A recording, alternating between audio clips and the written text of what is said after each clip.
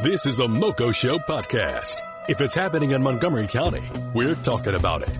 Here are your hosts, Steve Solomon and Alex Saronis. Welcome to the MoCo Show podcast. I'm Steve Solomon along with Alex Saronis. This is episode 51 of the show. 2 guests, Alex. Not 1, but 2. Our first 2-guest show. We're going to split them up. Our friend Mike Diegel, source of the spring, is with us. You won't hear him just yet. A few minutes from now you'll hear him. But first up, David Kottler, our friend from Mamma Lucia's, because we are back at Mamma Lucia's. We were at the one in Falls Grove. David had us out there a few weeks ago, and it was so good, he had us back again. And here we are in the Silver Spring Mamma Lucia's, which is in the Blair Mall in downtown Silver Spring. David, thanks for having us back here. Hey, it was great the first time. Why wouldn't it be great the second time? Exactly. I told you we should go to all 6. As we remodel them. As you do. We will have you at all 6. Excellent. Soon to be 7. This is my first time actually being at this one. This is the only one I had never visited until, well, I hadn't been in the College Park one either. But, you know, that's not MoCo, so it's okay. It's close. I guess the question is, though, did I feed you well? Did you feed us well? Oh, well, absolutely. We're about to run down a little list of things we ate today. So last time we were at Mama's, you gave us some new menu items that we tried, right? And we loved them. So you said, well, let's give you the same ones plus a few more. So we're very happy to be here at Mama's. Anthony's taking care of us over there. And we tried the De Bruno pizza, named after, of course, Bruno Fabi from Mama's right here. A couple items we had before. The burrata. Really good. Close enough. Which is a tomato and mozzarella and olive oil dish, right? And the last one we had before that we also had again, Capellini Adriatico, right? The Capellini with Adriatico. A lot of different seafood items on there, and we all enjoyed it very much. Pizza, pasta. I love the veal. I also love the veal we had today. That's right. Yeah, it was delicious. Saltimbocca, prosciutto, mozzarella, white wine sauce, penne. We all ate as much as we possibly could. We still couldn't finish it. That was the thing. Mike, Alex, me, John, and David had a little food. Did you eat anything? I ate a little bit, and then I was surprised. The plates weren't finished, and then Alex said, David, could we get one thing? That's right. The one thing that it's only available here at Silver Spring. They have gelato here. Gelato, and it was good. I had the strawberry shortcake gelato. I think we had hazelnut, mango, and what was the other flavor? Chocolate. And chocolate, plain chocolate. Yeah, delicious. So very good. Well, is that going to stay a Silver Spring unique item, or is that possibly going to the other? No, that's a big investment. Okay. That machine. That's not a little soft serve machine. It's a big gelato machine. That's a big operation. Gotcha. Yeah. Gotcha. Yeah. So you got to come out to Silver Spring to try that. We'd love to have everybody. Yeah, it's beautiful here. Remodeled, much like your Falls Grove location. Looking great with the giant, beautiful wine rack displayed in the middle there, and the booths. The Mamma Lucia sign on the back, and beautiful here at Silver Spring. If you haven't been, come check them out in the Blair Shopping Center next to Blair East, Blair Plaza, the Giant, that shopping center. We have a couple of celebrities dining here. I'm not trying to be too loud, but in the back here of Mamma Lucia's, we have Derek McGinty of Channel 9. Channel 9, WUSA TV anchor, seen by millions. Everyone knows Derek McGinty. It seems like every time we come to a Mama's, we see a celebrity, a local celebrity. Last time at Falls Grove, we saw Mario Yamasaki, who is a well-known MMA referee and has the Yamasaki Academy of martial arts training here, several locations, one in Rockville and several. And we'll be area. there soon, I think. We should. We will be. We're going to have you go one-on-one with Mario. I don't know. He could probably take me. I'm an old man, and it's been a long it'd be time. Fun. He's not too young himself. He's older than me, but he continues to train every day. I haven't picked up my gi in 25 years. We're gonna prepare you. Nah. We're gonna prepare you for a month and see if you can go 30 seconds with him. I'll get my guy Kyle Sefcik to take our place. Oh, that'd be a good fight. Interesting. That'd be a good grappling war. You haven't picked up your gi, and I've noticed that the first thing, the one thing you noticed most in both stores was the wine rack. Wine rack. You made very big claims to the wine rack. It's beautiful, right? You must be drinking a lot of wine, I am not a big wine drinker. Really?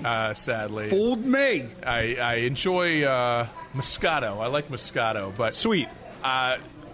Some wines, sulfites aren't good with me sometimes. They really make me flush. But hey, I'd gladly try a Mama's wine anytime, just to say that we've tried that. But yes, we still got 4 Mama's locations to go. We're waiting for the remodeling, but take your time, David. And it's okay. The Federal Plaza Mama's is my home Mama's, the one I went to for many years, right next to my old place of work in Rockville. But the only one, Bethesda, Falls Grove, Silver Spring, College Park, 6 Mama's locations, and possibly a 7th at some point. No, DC, definitely right? a 7th. Definitely a Connecticut 7th? Avenue. 3 DC. blocks into the district. Okay. On the right-hand side of the street as you're going into the district. The first, it'll be called Mamma Lucia Express. And what are the timetable on that one? By summer's end. Okay, wonderful. Excellent. So the D.C.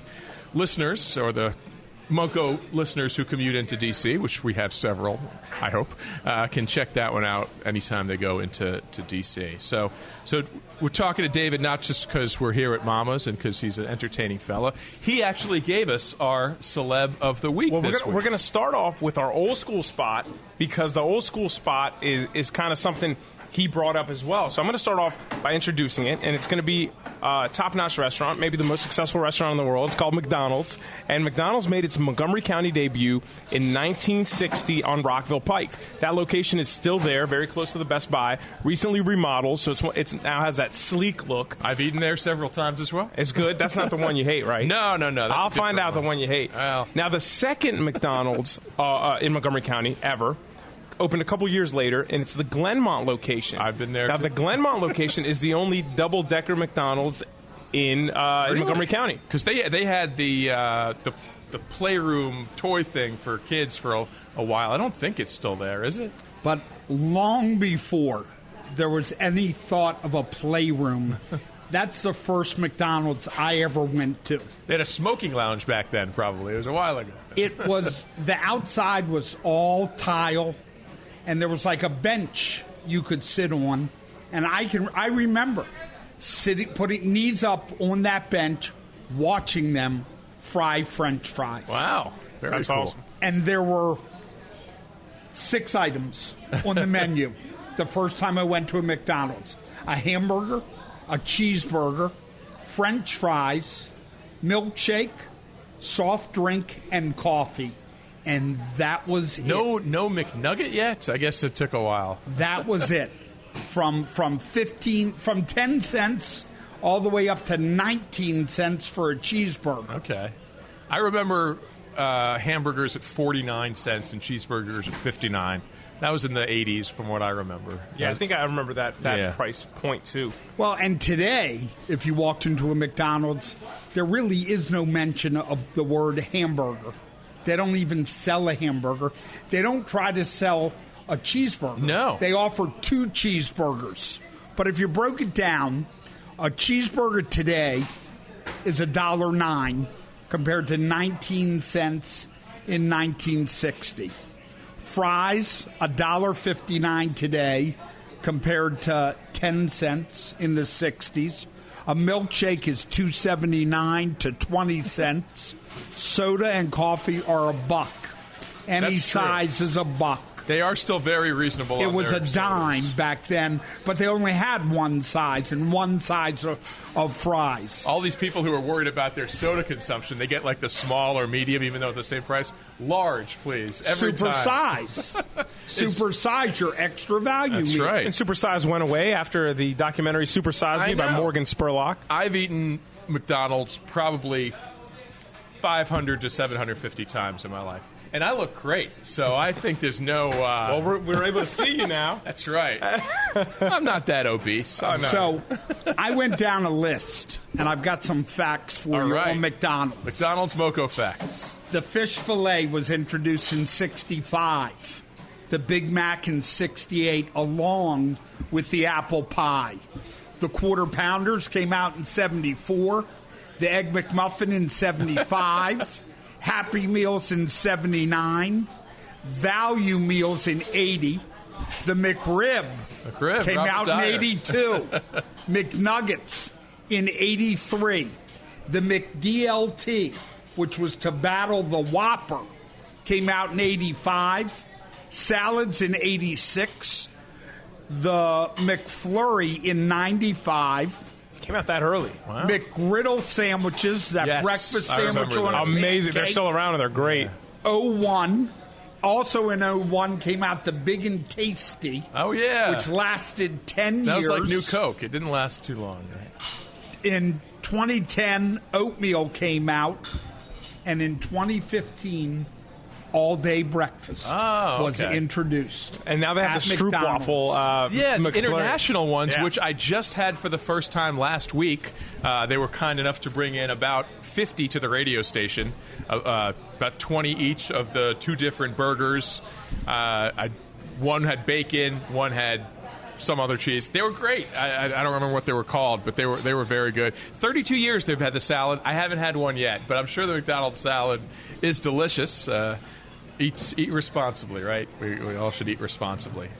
I enjoy my food, much like here at Mama's. I haven't looked at perhaps the nutrition content. It's delicious. That's my judgment. That's what matters. When it's delicious, you like it. Two double cheeseburgers for $3 on the way home is not a bad deal. No, it's still a good deal. And what I found out about McDonald's is the prices vary depending on the location. You can get at the Four Corners McDonald's your McChicken $1.69, but at the Glenmont McDonald's your McChicken's $1.29. Oh, it's kind of like gas, I guess, different depending on what location you do. Perhaps the MoCo show could do a spreadsheet. We could. Of all 58 McDonald's and MoCo and their prices on various items, but they do vary. The fries vary by price as well, and the McChicken. But I was personally hurt when they took the cheeseburger off the dollar menu.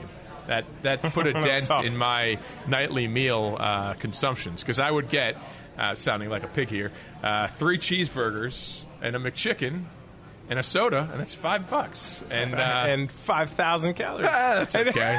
I'm like Michael Phelps. I have 5,000 calories a day. There you got to keep. I mean, But he you swims it exercise off. so much. That's right. He swims it off. I do not. I walk to my car. All right. But that's a cool MoCo McDonald's history For lesson sure. from our guy David here. And now one more thing we were going to discuss with David. We have our MoCo Celeb of the Week, which is John Ward. John with no H, Jon Ward. His parents went to Springbrook and Blair. He graduated from Montrose Christian. And tell us why he's our MoCo Celeb. I was in the restaurant Chatter at Wisconsin and Jennifer, and there was Tori Clark does a Chatter on Books podcast. And I go to it every week. It's interesting. I get books autographed, and I like the topics. So I'm sitting there 2 weeks ago, and I see this guy in a red Nationals cap, brand new looking. I said, I can't believe it. Steven Strasburg's over there.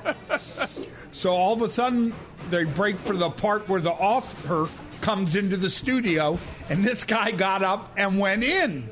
So when he came out, I stopped him, which I've been known to do, and the history of him and Montgomery County. Like you said, his parents both graduated high school in Montgomery County. He graduated Montrose Christian 2 years before Kevin Durant. He went to the University of Maryland, and he's a senior political correspondent for Yahoo News. And he wrote a book. His most recent is called Camelot's End. It is about Kennedy versus Carter. Ted Kennedy. Yes. The 1980. Ted Kennedy versus Carter, 1980. The fight that broke the Democratic Party. Cool. And he still lives in the area. He lives in Anacostia with his 2 wives, his 2 kids. Just one wife. Right, Just one. right. His One at a wife time. and 2 kids. And he is a new, as of this week, MoCo show listener. Awesome. Well, definitely this one. I hope he listens. Yeah, I read up more about him. Seems to he's a guy who's a political correspondent. He's written for Politico, the Washington Post, Yahoo News, and that's an interesting book topic, because I don't know how many books have been written about the Carter versus Ted Kennedy primary race. Probably not too many. So that's probably a lot of Bobby Kennedy and John Kennedy books out there. Maybe a Ted Kennedy other incidents book, but not his race against Carter. So that's pretty interesting. Before you throw me off the mic, I got to tell you a funny story. Please. Last week at what's the country club in Cashel? In Olney? The Olney Country Club? Norbeck Country Club. Okay. Mamma Lucia's was given an award as the community service All right. company of the year in Olney. Cool. So I was there with Bruno, Adrian, who actually won the award. It was his anniversary, so he was out. So we're sitting at a table, 10 top. Me, Bruno, three uniformed officers of Montgomery County, and 5 other people. So I say to the officers, I said, so who is this interesting gentleman sitting to your left?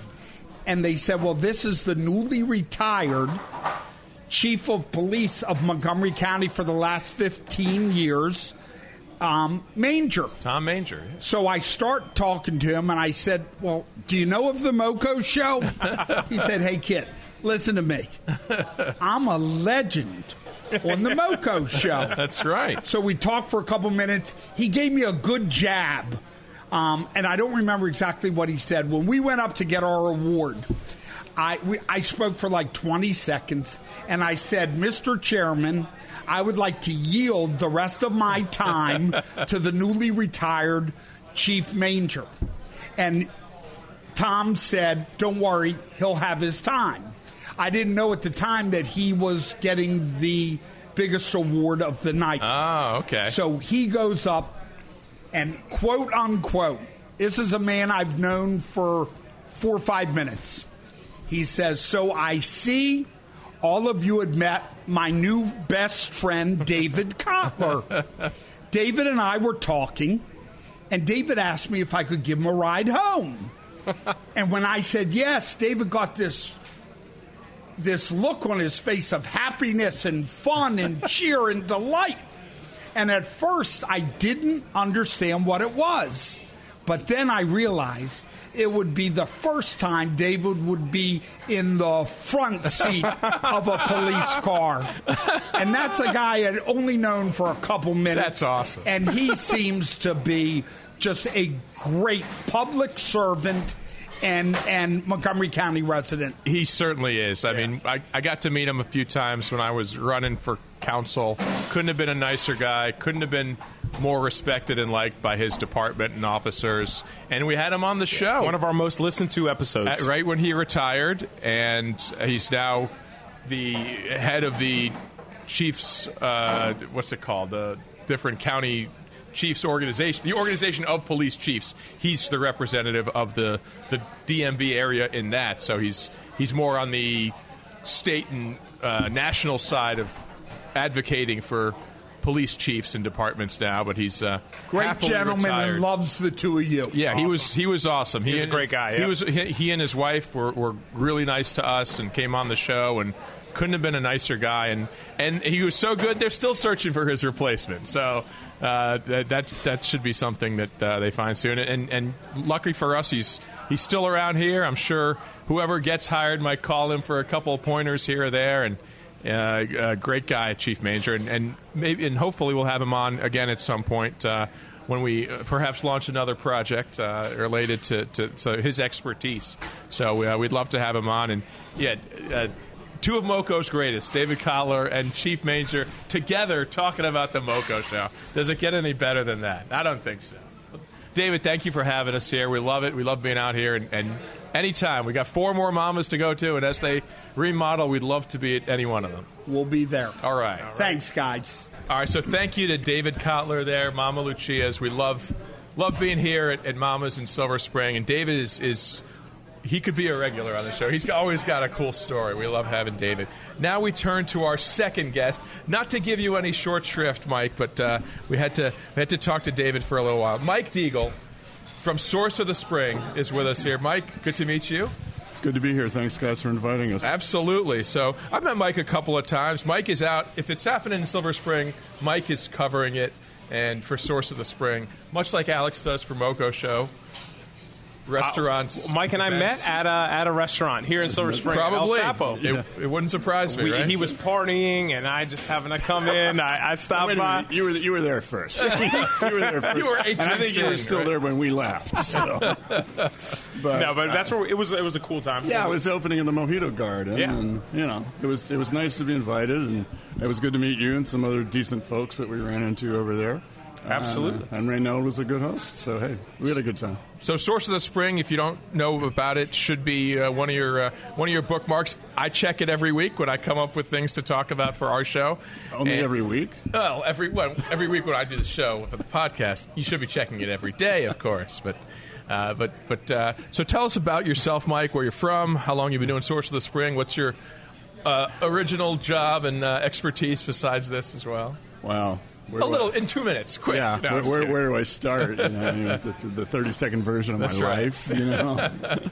I was born in D.C. My sisters and I were all born here. My parents were AU grads, lived in Arlington.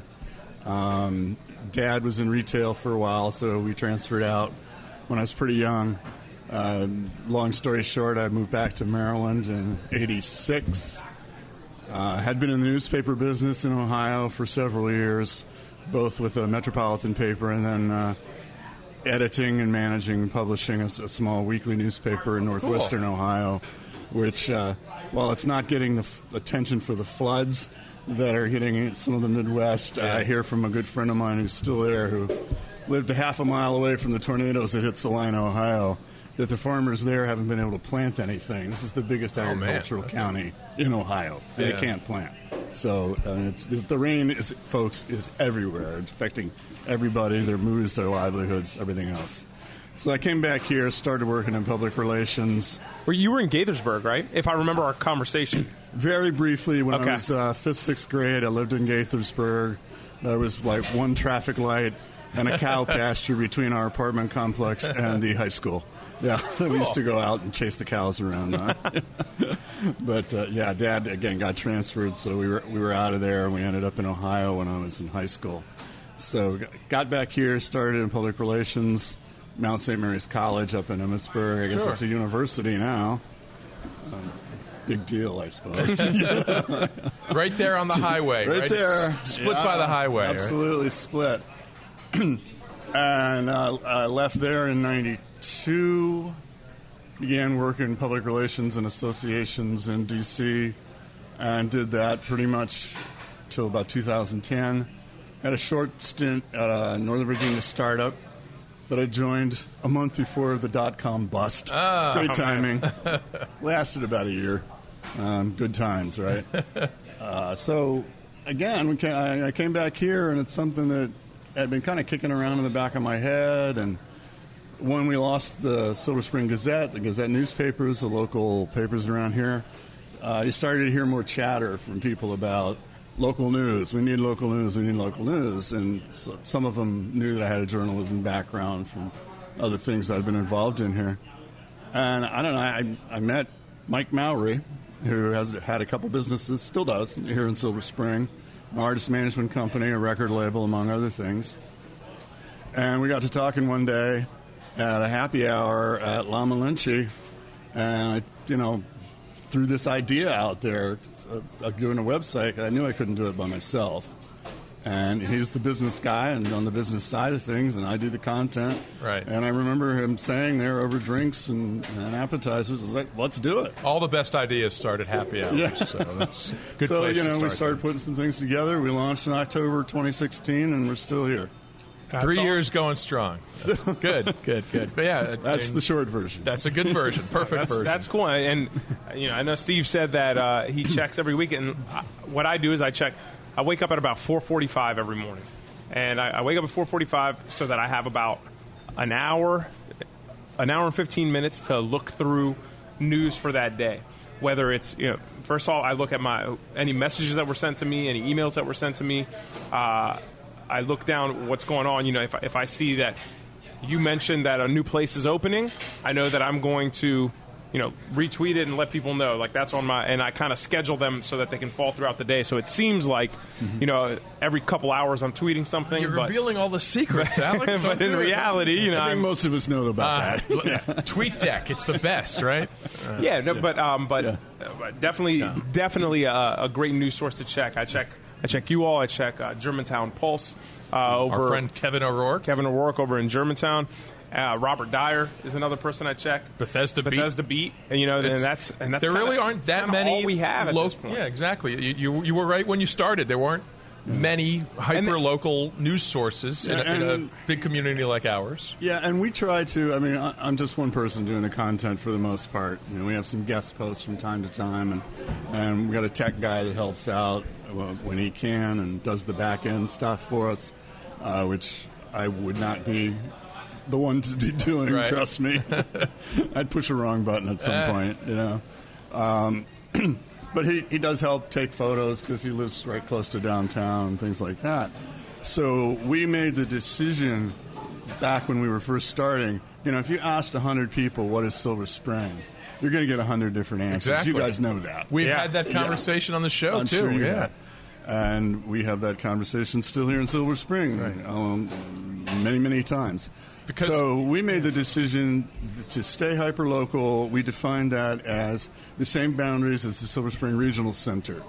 And if you don't know what those are, it's everything north of the district line, out to the Beltway, everything south of the Beltway, and it includes four corners north of the Beltway, and then to the west to Rock Creek Park, east to the Prince George's County line. And that's how we define our territory. And that's how I kind of make decisions about where I'm going and what I'm covering. Okay. What's the furthest out you've gone? What's the furthest out you've gone for a story? Oh, boy. Is there one time where you're like, I know it's all the way to Rockville? Well, I do some stuff, covering the county council and gotcha. The county executive. We don't feel like that's really our niche because there's so many other places where people can find that information. Yeah. Folks that are into the legislation, things like that. Like they know Maryland Matters kind of sites. That's what they cover, and they're not covering restaurant openings. Exactly. That's more your guys' the business stuff is the stuff for us that is the most well-read. Hopefully it's openings. Right. Yeah. But sometimes it's closings. Right. One of the biggest stories we ever had was when Oriental East across the way they're announced they were shutting down. Now that I think about it, I was there. It's now District Taco, or soon to be District Taco. That was the biggest story of that whole year. That's right. I remember Oriental East. We'd go to the. But Sunday there are places like take Takoma Park. So many people don't really know where Takoma Park ends and the district starts.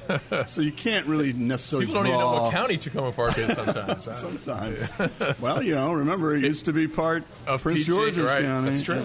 So, sometimes you can't really draw a hard and fast line at those boundaries. There's a trapezoid around Takoma Park, I believe, that all council members are from. That's what. So, it's a judgment call sometimes, and it's me making the judgment. So if somebody's pissed off, they let me know. I live in Wheaton, and technically it's also Silver Spring, but not in the boundary of the regional center there. So technically it's not. But I still read the site, even though it's not in my home city. I appreciate it. No, but you guys, kudos to both of you, because in radio, what I do is just look at websites for funny stories or sports stories every day when we do the show in the afternoon. And I don't research a damn thing. You guys are out there finding the stories and writing them up so that people like me can then use them for material. So I thank you for that. Guys in radio have been doing that for 100 years. Yeah, that's let the journalists write their stuff, and we'll just take it. I don't call myself a journalist. I never have and don't pretend to be one. But we got two sites here that are very useful to many people and read by many people, and frankly, without them, we'd be missing out on a lot of things. So happy to have MoCo Show and Source of the Spring giving you the news. We can hop into some breaking news that we'll break here. And we were told, I was told as soon as I walked in, because I asked about it, because I saw the sign. So when I drove into the Blair Shopping Center, it says Zinburger 2019.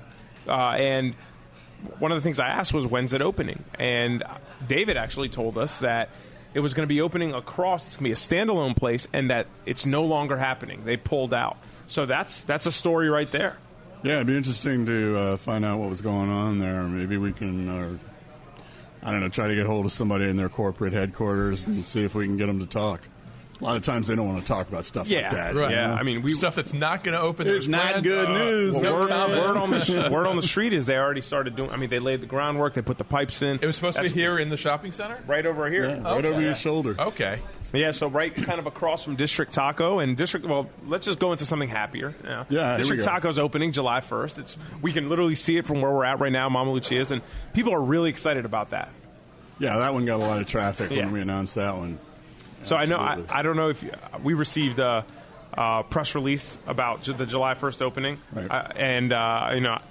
Usually my Silver Spring stories don't do great because I'm usually not the one breaking it. It's usually like I get the same kind of press release that other people get, and usually I'm at school during that time, so I don't get to it until lunch or something, so I get to post it a little later than everyone. But people really care about that District Taco opening. So I've never been. I've heard pretty good things. Yeah, I've never been either. Same as what you've heard. There are obviously a lot of fans. I know that our site and the Facebook page and other places where folks would ask us questions from time to time. Somebody would say, hey, what about District Taco? What's going on there? Right. And, for a while we had to say, we don't have anything for you. And now we do. And, if you're the first 100 people there, you get a lot of swag and whatnot. Right. So I expect that there'll probably be a pretty respectable line. Yeah. I'm told there's a line here, too, every morning.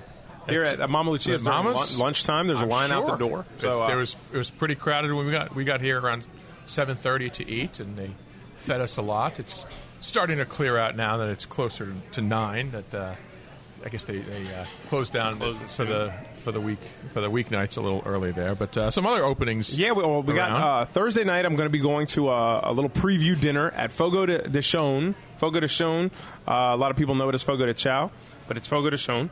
And it's opening in Pike and Rose, and that's huge. There's one in D.C., there's one in Tyson's, and I've actually never been, so I'm excited. It's a Brazilian steakhouse. You turn it to green if you want more meat, if you put it on red if you don't. I've been twice. Once I had to pay, once I didn't.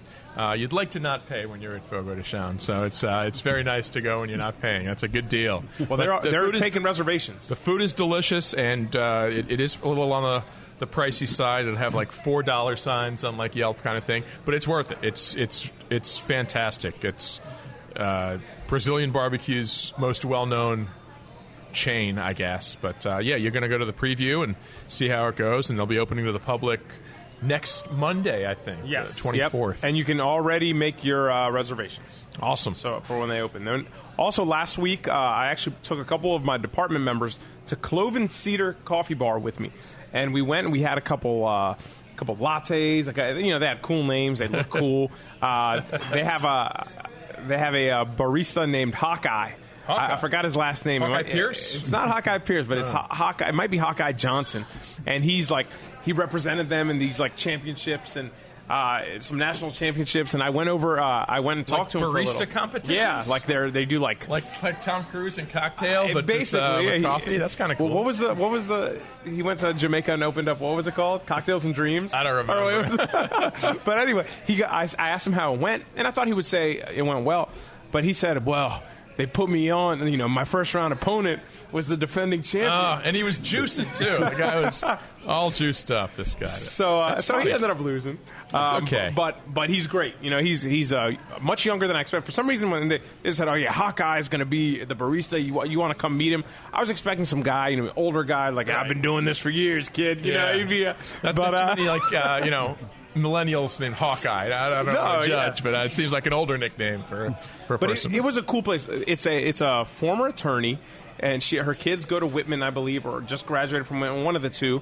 And she decided to open up this coffee bar, and it was a cool little spot. We had like a almond croissant that was delicious, and the coffee was great. So I recommend you checking that place out.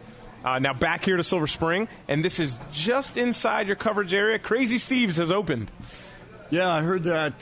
Saw that on a couple of listservs, and then got a news tip in the email the other day that the people can enter ideas from our site, and it comes to us, and we can take a look at what's going on.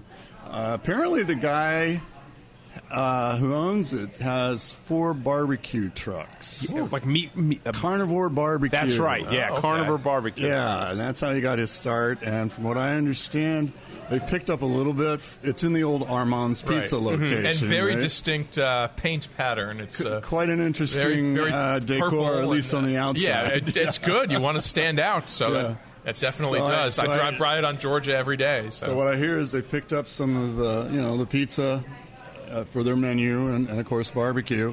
Cool. I believe that they intended to open earlier, but they had as I recall, they had a fire on the second floor. Oh, okay. Late one night, and it obviously would have delayed their opening. But I was told it was a soft opening on Friday, so we'll look into it and see what we can find we'll out. have to check it out. Yeah, they're working out the kinks from what I saw. like barbecue. Barbecue and pizza. Comfort food is two of the top 5s for me. Should be good. Man, that's definitely good. There's another new barbecue place, too, if people don't know about it. The old Sligo Creek Golf Course Yes, snack bar. yes. Josh Right, Karen right. reached out, and Josh Karen he's the pit master. Yes. And Josh Karen used to do Geppetto Catering, and Geppetto's the restaurant over off Old Georgetown, the shopping center over there. Its name's escaped me right now, but Josh Karen's the pit master. I heard it's pretty good food. Yeah, it isn't bad, and they're starting to have bands over there now. Cool. Which I had a little bit of a small part in. Nice, actually. awesome. Oh, okay. That's really cool. Yeah. I know. Josh is working with Montgomery County Golf, and what he's trying to do is he's trying to put something there so that even if you're not a golfer, when you go, you can enjoy yourself. Good idea. Music, yeah. food. You don't have to like golf to like music and food. Right. So you could still go. And I think there's 18 public courses in the county, so there's plenty of opportunity there for expansion, or for some people there. Perhaps if you're going, I guess if it's a country club, it's got more than just golf. But if you're not a golfer, there's not much else to do there. But so maybe some barbecue. Another barbecue place I saw you post about was Smoke Hill. Yeah, so this is going to be a trio of closings that we have. Yeah. Smoke Hill Barbecue in Damascus is closed. The owners said that they said, please don't speculate. However, unfortunately, there was like an auction site that said they lost their lease. So the now the auction site might be wrong. So for one reason or another, Smoke Hill Barbecue in Damascus is closed. Quincy's opened officially in Damascus. Oh, good. Okay. And Tom and Ray's opened a couple months back. Again, they had been closed for a few years, so maybe that had played a role. Who knows? I don't want to speculate. Just like they asked me not to. And it wasn't for me; it was for everyone else. But they closed. So that's We got to check out Quincy's. So we'll have to hit the trifecta. We'll definitely we went hit that to Quincy's, Quincy South, and Quincy's North. And I think we can get a lot of people out in Damascus too. So that'll be cool. Then China Canteen is a restaurant. According to the paper on their door, they were open for 17 years on Hungerford over in Rockville. I had a couple people write me and say that they've been around longer than that, but maybe those owners had it for 17 years. I don't know. But they closed permanently. And then finally, this was a pretty big one in the Kentlands, and Neil Harris frequents this. Our friend Neil Harris, Councilman, Councilman Robert Wu also goes there. I think it's like a Gaithersburg councilman. Probably, I think they all spot. hang out there after the meetings. Yeah, so Wine Harvest, and they have 2 MoCo locations, one in the Kentlands, one in Park Potomac. They're closing their Kentlands location, and some people are saying that Kimco, which is the management company, kind of wants them out. I know they have another kind of wine bar opening that Kimco is kind of behind, and it's like a national brand. It's called like Barrel and Brews, so that might have a little bit to do with it. But Wine Harvest has been open for 23 years in the Kentlands. Not many things in the Kentlands have been around for 23 years. That's a good run, no matter where you are. The Kentlands have been around that long. Yeah, when you think about There's it. nothing there, probably 23 years Just ago. a wine harvest, and it was literally a harvest. They actually, it was just wine, grapes, all from as far as the eye can see. No Kentlands yet, but a lot of openings and closings.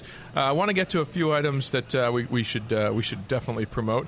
If you want to see Alex on TV, TV star. So we've gone from no TV to YouTube now. Our guy John Scutton's on YouTube to television. You're going to be on Fox 5 for one of their zip trips this Friday, the 21st. I am. They're going to be in Germantown, and I'm glad they asked me. I worked in Germantown for 8 years. I know plenty about Germantown, but they're going to be in Germantown. They're going to talk a little bit about what the MoCo show is and what we do, and they're going to ask me, I believe, about 5 places that you need to check out in Germantown. Cool. I'm not going to reveal them now because I want you to tune in Friday morning at 7:05 a.m. I'll be on for about 5 or 7 minutes, if that.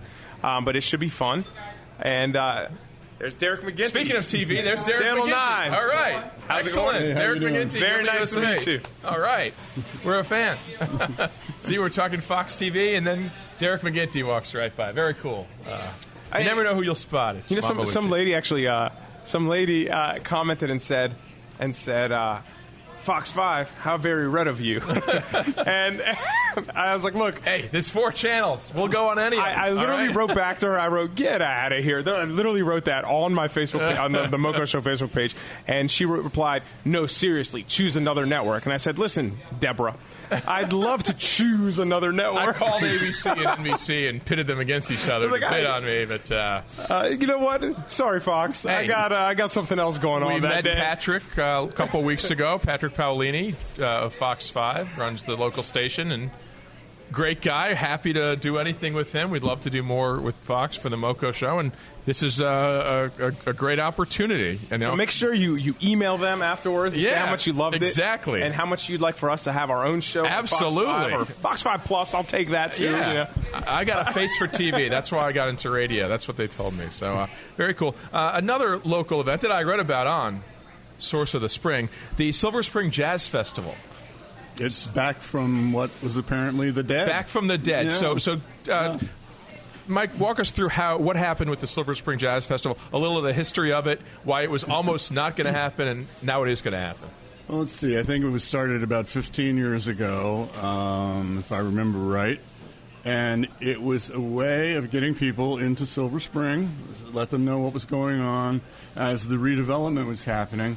You know, the original location it's now Veterans Plaza, right? But at the time, it was known affectionately and locally as the Turf. Yes, because it was a dirt lot covered with artificial turf. I never knew what the point of that turf field was. It seemed like a waste of space. Well, it was waiting for the construction to happen. I suppose, yeah. You know, I mean, Veterans Plaza in the Civic Building, the way the planning process works around here, that was a public amenity. And when the developers do that, typically, the public amenity is the last thing that gets built. So that's what they were doing. But it turned out to be an interesting place for the community to gather. You know, once there were some places that were opening up after Whole Foods opened up, and it's now it's Music Central, the summer concert series. Yeah. It's starting this week, right? Thursday night series will be back. Every Thursday out on Veterans Plaza, free. Right. Music at Thursday nights all summer long. And Silver Spring Town Center puts on concerts on Tuesday nights. Okay. Though they canceled tonight because of the weather. Stuff happens. Right. You know? So, and then Peterson Company will put on shows on the Fountain Stage weekly. Cool. Pretty much weekly as well. That's, all summer long. That's a great thing. We used to take, we still do, depending on how hot it is, we'd take our dogs down on Friday or Saturday night and wander around and listen to the bands. That's very and have cool. people come up and pet the dogs. Mike's the guy with the Great Pyrenees, if you don't know him. Right? He's the Great Pyrenees guy. More people know me as the guy with the big white dogs than anything else. That's okay, as long as you're known for good things, right? Not bad things. But yeah, exactly. And so the Jazz Festival was in peril of not happening due to budgetary issues. Well, they were taking a look at the way I understand it, and I attended the Urban District meeting when Riamberto Rodriguez presented this to the Urban District members. The director of the Silver Spring Civic Center. Yes, so the regional center. And it was like, we're taking a look at what we're doing and what is the return on investment for the Jazz Festival compared to what else we might do with the money. And, you know, he told the folks then that this is what we're going to do. We're going to probably, you know, I'm throwing this out there, that this is what we have talked to with the county executive, that this money could be better spent, have a better ROI for the businesses in downtown Silver Spring if perhaps we put some of this and took it into a series of smaller events. Right. Well, that caused something of a backlash. Indeed. A lot of people were upset. More than that. something, actually. And, several people had what I thought was a very good point, and I raised this with Zinburger, too. The Jazz Festival was not just a business venture, I guess, an investment type of thing.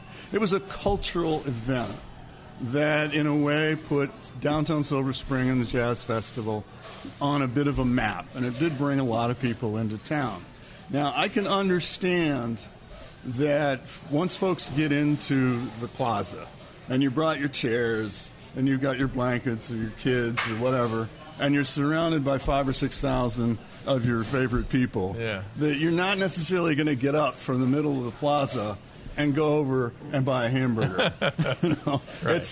That's too much trouble. That's a lot to ask people to do, to go back and forth.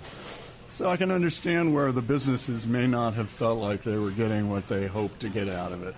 So long and short of it is, they're going to see how they can do it a little more efficiently and still put on a quality show. That's where they are right now, from what I've been told. So we were talking about this before when the news came that it might initially be canceled. That I think that's a good thing, that there's public outcry, and Zinburger is a very reasonable man, and so is Mark Elrich when they see that people are upset about something, and perhaps they're going to find another way. So I applaud them for doing that and not caving to public opinion, per se, but seeing the will of the people who want this thing. And I got to think there's some trickle-down effect to businesses. At least a few people might see a new business they might never have because they're if they coming don't, to this. Maybe not necessarily patronize it that night, but maybe come back some other time. Thousands of people, at least a few of them, or some other advertising at the event. Perhaps the MoCo show could be out there to do something. Why the heck not? Something to play the sax. Exactly. Our jazz history. So in a couple of weeks, we expect that they're going to announce the program and the schedule, and we'll see what happens. Yeah, that's cool. Since you are a dog guy, Alex is a dog guy, I'm a dog guy. We all love dogs. Have several of them between the three of us. I wanted to point out an event that I thought was very cool that Alex was nice enough to post about too. It's called Piper's Walk. It's this Saturday in Olney. It was started by a woman whose dog, sadly, Piper, died in a car accident and a couple years ago. So she decided the best way to react to that is to increase dog safety in cars. A lot of people drive their dogs around, and it's not always the same thing. So she partnered with the Center for Pet Safety, which is an organization out of Northern Virginia. It's in Reston, who is basically a consumer advocate working for pet safety on products like harnesses and crates and all that. And she does this Piper's Walk where you can take your dog for a walk. It's $10. All the money proceeds go to the Center for Pet Safety. And you walk where Piper and her used to walk. So I thought that was a very cool thing. The first one was last year. I went to it. It was a very nice turnout. It's right at the only Fair Hill Shopping Center, right where 97 and 108 kind of hit. And so maybe check it out if you want to take your dog on a nice walk and help out a good cause. Just look it up, Piper's Walk. I thought it's a pretty cool event. And the second one's happening this Saturday morning in Olney. Well, that'll do it for us today. I want to thank Mike for coming on out. And thanks again for having me. Absolutely. Check out Source of the Spring if you haven't yet. Even if you don't live in Silver Spring, it's got some news a little about the rest of the county and mostly focused on Silver Spring. And Takoma Park. And Takoma Park. We'll count that as well, definitely. And thanks to David Kottler. I called him Dave. He doesn't appreciate that. David Kottler from Mamma Lucia's for having us out here at the Mamma's in Silver Spring, where they fed us fantastic food like the veal, wings, and the things I need the menu to pronounce. Burrata, Satambico, Capellini Adriatico here at Mamma's. Check them out. 6 locations around the area.